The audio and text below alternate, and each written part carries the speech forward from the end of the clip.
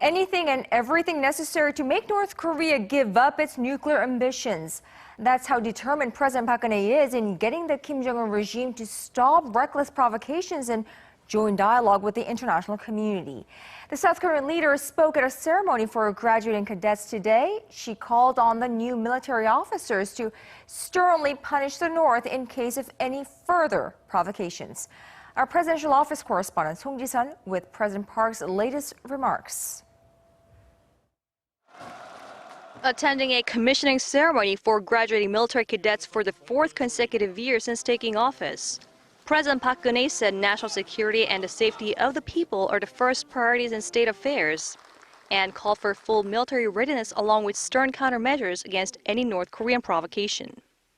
국군 장병 여러분, 앞으로 유례 없이 강력한 대북 제재가 시행되면서 북한의 반발과 도발도 더욱 거세질 수 있습니다. 동트기 전 새벽이 가장 어둡듯이 한반도가 평화와 통일로 가는 데 있어 지금이 가장 어려운 마지막 고비라고 생각합니다. Adding that Pyongyang's nuclear capabilities will only advance if it isn't stopped, President Park pledged Seoul will take all the necessary and effective measures on North Korea until it gives its nuclear ambitions and joins the international community as a responsible member. 이번에는 반드시 북한이 핵을 포기하지 않으면 체제 생존이 불가능하다는 것을 분명히 깨닫도록 해야 합니다.